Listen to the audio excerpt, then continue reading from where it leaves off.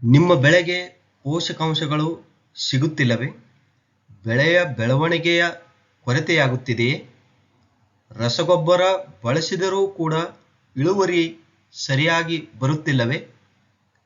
ಸುಲಭವಾಗಿ ಹೇಗೆ ರಸಗೊಬ್ಬರದ ಕಾರ್ಯಕ್ಷಮತೆಯನ್ನು ಹೆಚ್ಚಿಸಿಕೊಳ್ಳಬೇಕು ಅನ್ನೋದ್ರ ಬಗ್ಗೆ ಇವತ್ತಿನ ದಿನ ನಾವು ತಿಳಿದುಕೊಳ್ಳೋಣ.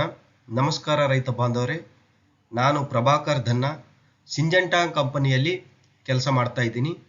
ಸಿಂಜೆಂಟಾ ಕಂಪನಿ ಒಂದು ಹೊಸ ಉತ್ಪನ್ನವನ್ನು ಬಿಡುಗಡೆ ಮಾಡಿದ್ದೇವೆ. ಅದೇ ಕೌಕಾಲ್ ಅಂತಕ್ಕಂಥದ್ದು. ಹೊಸ ತಂತ್ರಜ್ಞಾನ ಮತ್ತು ನಾವೀನ್ಯತೆಯಿಂದ ಕೂಡಿರ್ತಕ್ಕಂಥ ಉತ್ಪನ್ನ ಕೌಕಾಲ್. ಅದು ಹೇಗೆ ಬಳಸಬೇಕು, ಯಾವ ರೀತಿಯಲ್ಲಿ ಬಳಸಬೇಕು, ಇದರಿಂದ ಹೇಗೆ ರಸಗೊಬ್ಬರದ ಕಾರ್ಯಕ್ಷಮತೆಯನ್ನು ಹೆಚ್ಚಿಸಿಕೊಳ್ಳಬೇಕು ಅನ್ನೋದ್ರ ಬಗ್ಗೆ ನಾವು ಅರ್ಥ ಮಾಡಿಕೊಳ್ಳೋಣ. ಬೆಳೆಗೆ ಬೇಕಾಗಿರ್ತಕ್ಕಂಥದ್ದು ಸುಮಾರು 17 ರೀತಿಯ ವಿವಿಧ ಪೋಷಕಾಂಶಗಳು ಬೇಕಾಗಿರ್ತವೆ. ಅದರಲ್ಲಿ ಗಾಳಿಯಿಂದ ಸಿಗ್ತಕ್ಕಂಥ ಪೋಷಕಾಂಶಗಳು ಕಾರ್ಬನ್, ಹೈಡ್ರೋಜನ್, ಆಕ್ಸಿಜನ್. ಉಳಿದ ಎಲ್ಲ ಪೋಷಕಾಂಶಗಳು ನಮಗೆ ಮಣ್ಣಿನಿಂದ ಸಿಗ್ತಿರ್ತವೆ. ಮತ್ತು ನಾವು ರಸಗೊಬ್ಬರದ ಮೂಲಕ ನಾವು ಬೆಳೆಗೆ ಪೋಷಕಾಂಶಗಳನ್ನು ಹಾಕಬೇಕಾಗುತ್ತೆ. ಸೊ ಅದರಲ್ಲಿ ಕೂಡ ಏನಂತೇಳಂದ್ರೆ ಸಿಲಿಕಾನ್ ಅಂತಕ್ಕಂಥ ಒಂದು ಪೋಷಕಾಂಶ. ಈ ಎಲಿಮೆಂಟ್ ಹೇಗಪ್ಪ ಅಂತೇಳಂದ್ರೆ ಬೇರೆ ಪೋಷಕಾಂಶಗಳ ಕಾರ್ಯಕ್ಷಮತೆಯನ್ನು ಹೆಚ್ಚಿಸ್ಕೊಳ್ತಕ್ಕಂಥದ್ದು ಮತ್ತು ಹೆಚ್ಚಿನ ಇಳುವರಿಗೆ ಸಹಾಯ ಮಾಡ್ತಕ್ಕಂಥ ಪೋಷಕಾಂಶ ಆಗಿರ್ತೈತೆ. ಸೊ ಅದು ಹೇಗೆ ಸಹಾಯ ಮಾಡ್ತೈತೆ, ಯಾವ ಥರ ಈ ಕೌಕಲಲ್ಲಿ ಸಿಲಿಕಾನ್ ಅಂತಕ್ಕಂಥ ಪದಾರ್ಥ ಹೇಗೆ ಕೆಲಸ ಮಾಡ್ತೈತೆ ಅಂತಕ್ಕಂಥದ್ದನ್ನು ನಾವು ತಿಳಿದುಕೊಳ್ಳೋಣ. ಇವತ್ತಿನ ದಿನಮಾನಗಳಲ್ಲಿ ರಸಗೊಬ್ಬರದ ಕಾರ್ಯಕ್ಷಮತೆ ದಿನೇ ದಿನೇ ಕಡಿಮೆ ಆಗುತ್ತೈತೆ.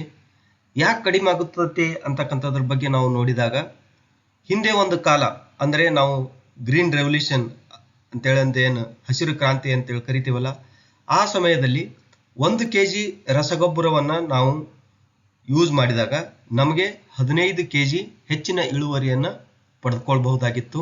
ಆದರೆ ಅದೇ ರಸಗೊಬ್ಬರವನ್ನು ಬಳಸಿ ನಾವು ಇವತ್ತಿನ ದಿನ ಅದೇ ರಸಗೊಬ್ಬರ 1 kgಯನ್ನು ಉಪಯೋಗ ಮಾಡಿದರೆ ನಮಗೆ ಬರೀ 6 kg ಅಷ್ಟೇ ಇಳುವರಿ ಬರ್ತಕ್ಕಂಥದ್ದು.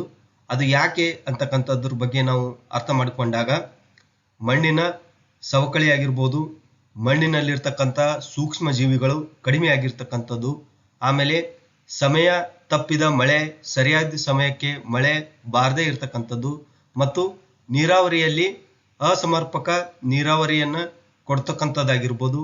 ಈ ಎಲ್ಲ ಸಮಸ್ಯೆಗಳಿಂದ ನಮಗೆ ರಸಗೊಬ್ಬರದ ಕಾರ್ಯಕ್ಷಮತೆಯನ್ನು ಕಡಿಮೆ ಆಗಿರ್ತದೆ. ಮಣ್ಣಿನಲ್ಲಿ ಮೋನೋಸ್ಯಾಲಿಸಿಲಿಕ್ ಆಸಿಡ್ ಅಂತಕ್ಕಂಥದ್ದು ಬಹಳಷ್ಟು ಇಂಪಾರ್ಟೆಂಟ್ ಅಥವಾ ಉಪಯುಕ್ತವಾದದ್ದು. ಯಾಕಂತೇಳಂದ್ರೆ ಈ ರಾಸಾಯನಿಕ ಗೊಬ್ಬರಗಳ ಕಾರ್ಯಕ್ಷಮತೆಯನ್ನು ಅಥವಾ ಪೋಷಕಾಂಶಗಳನ್ನು ಹೆಚ್ಚಿನ ಪ್ರಮಾಣದಲ್ಲಿ ದಕ್ಷತೆಗೊಳಿಸೋಕ್ಕೆ ಅಥವಾ ಕಾರ್ಯಕ್ಷಮತೆಯನ್ನು ಹೆಚ್ಚಿಗೆ ಮಾಡೋಕ್ಕೆ ಮೋನೋಸ್ಯಾಲಿಸಿಲಿಕ್ ಆಸಿಡ್ ಅಂತಕ್ಕಂಥದ್ದು ಬಹಳ ಇಂಪಾರ್ಟೆಂಟ್ ಆಗಿರ್ತೈತೆ. ಅದು ಮುಂಚೆ ಮಣ್ಣಿನಲ್ಲಿ ಜಾಸ್ತಿ ಇತ್ತು. ದಿನೇ ದಿನೇ ಕಳೆದಂತೆ ಏನಂತೇಳಂದ್ರೆ ನಾವು ಕೊಟ್ಟಿಗೆ ಗೊಬ್ಬರವನ್ನು ಹಾಕೋದನ್ನು ಕಡಿಮೆ ಮಾಡೀವಿ.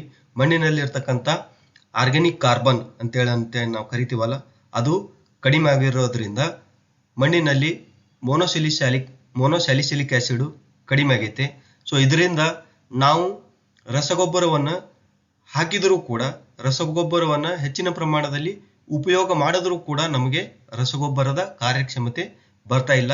ಸೊ ಅದರ ಸಲುವಾಗಿನೇ ಸಿಂಜೆಂಟಾ ಒಂದು ಹೊಸ ಉತ್ಪನ್ನವನ್ನು ಬಿಡುಗಡೆ ಮಾಡೈತೆ, ಅದು ಕೌಕಲ್ ಅಂತಕ್ಕಂಥದ್ದು. ಇದರಲ್ಲಿ ಕೂಡ ಏನಂತೇಳಂದ್ರೆ 2 ಟೆಕ್ನಾಲಜಿಗಳದಾವೆ.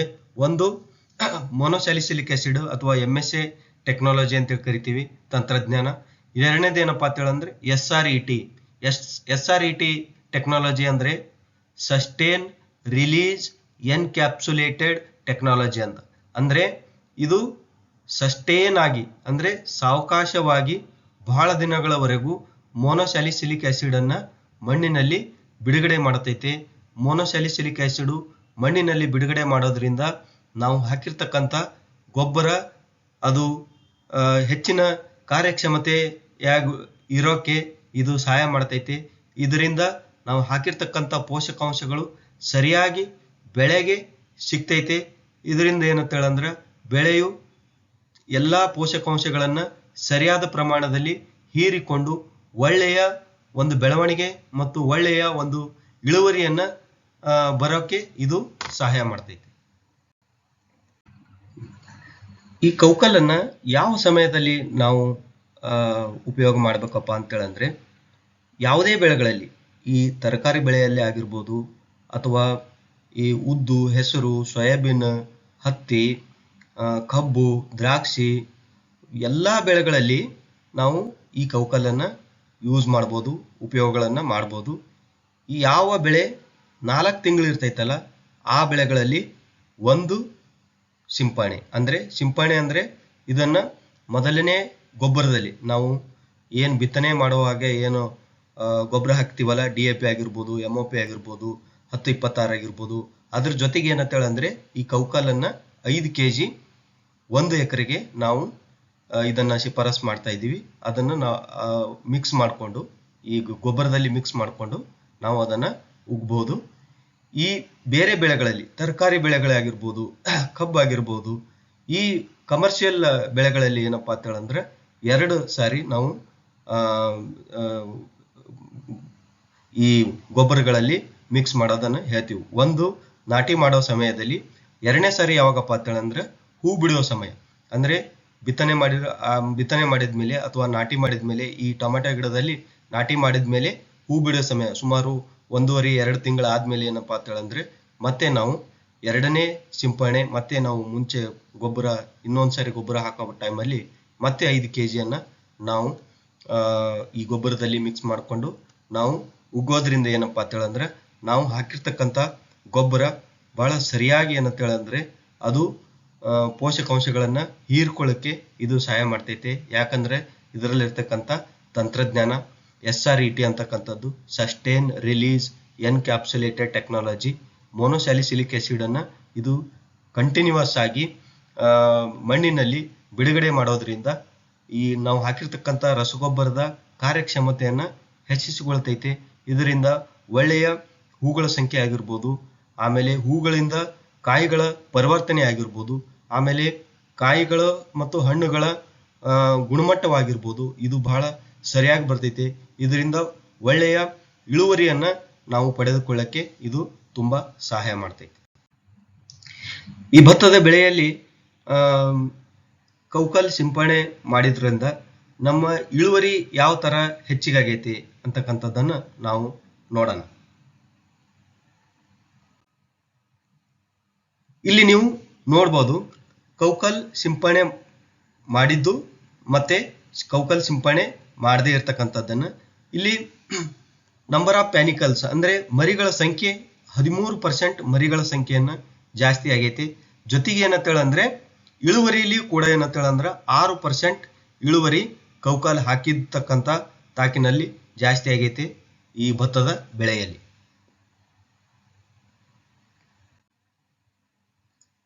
ಅದೇ ತರ ನಾವು ಹಾಕಿರ್ತಕ್ಕಂಥ ಪೋಷಕಾಂಶಗಳನ್ನ ನಾವು ನೋಡೋದಾದ್ರೆ ಸಿಲಿಕಾನ್ ಕಂಟೆಂಟ್ ಏನಪ್ಪಾ ಅಂತೇಳಂದ್ರೆ ಕೌಕಲ್ ಸಿಂಪರಣೆ ಮಾಡಿದ್ರಲ್ಲಿ 17% ಸಿಲಿಕಾನ್ ಅಪ್ಟೇಕ್ ಅಥವಾ ನ್ಯೂಟ್ರಿಯೆಂಟ್ ಪೋಷಕಾಂಶಗಳ ಹೀರಿಕೊಳ್ಳುವಿಕೆ ಜಾಸ್ತಿ ಆಗೈತಿ. ಅದೇ ತರ ಸಾರಜನಕ 22% ಹೀರಿಕೊಳ್ಳುವುದು ಜಾಸ್ತಿ ಆಗೈತೆ. ಅದೇ ತರ ಪೊಟ್ಯಾಷಿಯಂ MOP ಅಂತ ಹೇಳಿ ಕರಿತೀವಲ್ಲ ಅದು 10%. ಅದೇ ತರ ಫಾಸ್ಫರಸ್ ನೀವು ನೋಡ್ಬೋದು 34%. ನಾವೇನ್ DAP ಹಾಕಿರ್ತೀವಲ್ಲ ಅದ್ರದ್ದು ಕಾರ್ಯಕ್ಷಮತೆಯನ್ನ ಜಾಸ್ತಿ ಮಾಡಕ್ಕೆ ಇದು ಸಹಾಯ ಮಾಡೈತಿ. ಓವರಾಲ್ ಆಗಿ ಏನಪ್ಪಾ ಅಂತ ಹೇಳಂದ್ರೆ 16% ಲೀಫ್ ನ್ಯೂಟ್ರಿಯೆಂಟ್ ಕಂಟೆಂಟ್ ಅಂದ್ರೆ 16% ಅಲ್ಲಿ ಏನಪ್ಪಾ ಅಂತ ಹೇಳಂದ್ರೆ ಪೋಷಕಾಂಶಗಳು ನಾವು ಈ ಎಲೆಯಲ್ಲಿ ನೋಡೋದಕ್ಕೆ ಸಿಗ್ತೈತೆ. ಇದರಿಂದ ಒಳ್ಳೆಯ ಇಳುವರಿಯನ್ನ ತಗೊಳ್ಳಕ್ಕೆ ಇದು ಬಹಳಷ್ಟು ಸಹಾಯ ಮಾಡ್ತೈತೆ. ಕಬ್ಬಿನ ಬೆಳೆಯಲ್ಲಿ ನಾವು ಕೌಕಲ್ ಸಿಂಪರಣೆ ಮಾಡಿದ್ದನ್ನ ಉಪಯೋಗಗಳನ್ನ ನಾವು ನೋಡೋಣ. ಇಲ್ಲಿ ಕೂಡ ರಸಗೊಬ್ಬರದ ಕಾರ್ಯಕ್ಷಮತೆಯನ್ನು ನಾವು ನೋಡಿದ್ರೆ ಈ ಕೌಕಲ್ ಹಾಕಿದಲ್ಲಿ ಏನಂತ ಹೇಳಂದ್ರೆ 25% ಇಳುವರಿ ಜಾಸ್ತಿ ಆಗೈತೆ. ಕಂಪೇರ್ ಟು ಅದರ್ ನಾವು ನಾರ್ಮಲ್ ಆಗಿ ಬೆಳೆದಿರತಕ್ಕಂಥದ್ದು. ಸೊ ಇಲ್ಲಿ ಕೂಡ ಏನಂತ ಹೇಳಂದ್ರೆ 25% ಏನಪ್ಪಾ ಅಂತ ಹೇಳಂದ್ರೆ ಇಳುವರಿ ಟನ್ನೇಜ್ ಜಾಸ್ತಿ ಆಗೈತಿ. ಅದೇ ತರ ಈ ಕಬ್ಬಿನ ಬೆಳೆಯಲ್ಲಿ ಯಾವುದೇ ತರ ಟ್ರೀಟ್ ಮಾಡದೇ ಇರ್ತಕ್ಕಂಥ ಕೌಕಲ್ಲು ಮತ್ತು ಕೌಕಲ್ ಸಿಂಪಡಣೆ ಮಾಡದಲ್ಲಿ ನಮಗೆ ಗ್ರೀನ್ನೆಸ್ ಅಥವಾ ಹಸುರುತನ ಏನಂತೀವಲ್ಲ ಅದು ತುಂಬಾ ಸರಿಯಾಗೈತಿ. ಸೊ ಇದರಿಂದ ಒಳ್ಳೆಯ ಬೆಳಕನ್ನ ಹೀರಿಕೊಂಡು ಆಹಾರ ತಯಾರು ಮಾಡೋಕೆ ಇದು ಸಹಾಯ ಮಾಡ್ತೈತಿ. ಅದೇ ತರ ಇಲ್ಲಿ ನೀವು ನೋಡ್ಬೋದು ಲೀಫ್ ಬ್ಲೇಡ್ ಅಂದ್ರೆ ಅಗಲವಾದ ಎಲೆಗಳು ಎಲೆಗಳು ಕೌಕಲ್ ಸಿಂಪಡಣೆ ಮಾಡಿರ್ತಕ್ಕಂಥ ತಾಕಿನಲ್ಲಿ ಕಾಣಿಸ್ತೈತೆ ಸುಮಾರು 5 ಸೆಂಟಿಮೀಟರ್ ವರೆಗೂ. ಸೊ ಇದರಿಂದ ನಮ್ಗೆ ಏನಂತ ಹೇಳಂದ್ರೆ ಒಳ್ಳೆಯ ಬೆಳಕು ಮತ್ತು ಆಹಾರವನ್ನ ಹೀರಿಕೊಂಡು ಒಳ್ಳೆಯ ಇಳುವರಿಗೆ ಕಬ್ಬಿನ ಇಳುವರಿಯನ್ನ ಹೆಚ್ಚಿಗೆ ಮಾಡಿಕೊಳ್ಳಕ್ಕೆ ಇದು ತುಂಬಾ ಸಹಾಯವನ್ನ ಮಾಡ್ತೈತೆ. ಅದೇ ತರ ನಾವು ಟೊಮ್ಯಾಟೊ ಬೆಳೆಯಲ್ಲಿ ನೋಡಿದ್ರೆ ಇಲ್ಲಿ ಕೂಡ ಹಣ್ಣುಗಳ ಸಂಖ್ಯೆ ನಾವು ನಂಬರ್ ಆಫ್ ಫ್ರೂಟ್ಸ್ ಹಣ್ಣುಗಳ ಸಂಖ್ಯೆ ಏನಂತ ಹೇಳಂದ್ರೆ 18% ಇಳುವರಿಯನ್ನ ಹೆಚ್ಚಿಗೆ ಆಗಿರ್ತಕ್ಕಂಥದ್ದನ್ನ ಕೌಕಲ್ ತಾಕಿನಲ್ಲಿ ನೋಡ್ಬೋದು. ಆಮೇಲೆ ಇಳುವರಿ ಕೂಡ ಏನಂತ ಹೇಳಂದ್ರೆ ಸುಮಾರು 15% ಇಳುವರಿ ಜಾಸ್ತಿ ಆಗೈತಿ. 18% ಏನಂತ ಹೇಳಂದ್ರೆ ಹಣ್ಣುಗಳ ಸಂಖ್ಯೆ ಜಾಸ್ತಿ ಆಗೈತಿ ಟೊಮ್ಯಾಟೊ ಬೆಳೆಯಲ್ಲಿ. ಹತ್ತಿ ಬೆಳೆಯಲ್ಲಿ ಕೂಡ ಏನಂತ ಹೇಳಂದ್ರೆ ಈಗ ನಮಗೆ ಸಿಂಪೋಡಿಯಲ್ ಬ್ರಾಂಚಸ್ ಅಂತ ಹೇಳಿ ಕರಿತೀವಲ್ಲ ಅದು ಸರಿಯಾಗಿ ಜಾಸ್ತಿ ಆಗೈತಿ. ಜೊತೆಗೆ ಏನಂತ ಹೇಳಂದ್ರೆ ಹೂಗಳ ಸಂಖ್ಯೆ ಕೂಡ ತುಂಬಾ ಸರಿಯಾಗಿ ಆಗೈತಿ. ಆಮೇಲೆ ಹತ್ತಿ ಕಾಯಿಗಳ ಸಂಖ್ಯೆ ಕೂಡ ಸುಮಾರು 20-25% ಜಾಸ್ತಿ ಆಗೈತಿ. ಆಮೇಲೆ ಅಂದ್ರೆ ಹೂಗಳಿಂದ ಕಾಯಿಗಳ ಸಂಖ್ಯೆನೂ ಕೂಡ ಜಾಸ್ತಿ ಆಗೈತಿ. ಜೊತೆಗೆ ಏನಂತ ಹೇಳಂದ್ರೆ 15-20% ನಮಗೆ ಇಳುವರಿಯಲ್ಲಿ ಹೆಚ್ಚಿಗೆ ಆಗಕ್ಕೆ ಇದು ಸಹಾಯ ಮಾಡೈತಿ.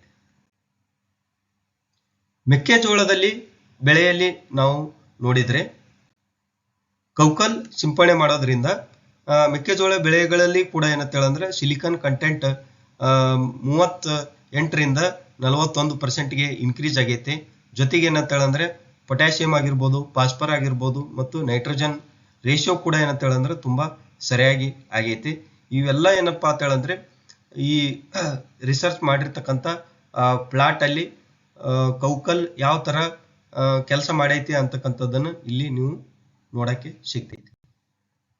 ಹೆಸರು, ಉದ್ದು ಮತ್ತು ಶೇಂಗಾ ಬೆಳೆಯಲ್ಲಿ ನಾವು ನೋಡಿದ್ರೆ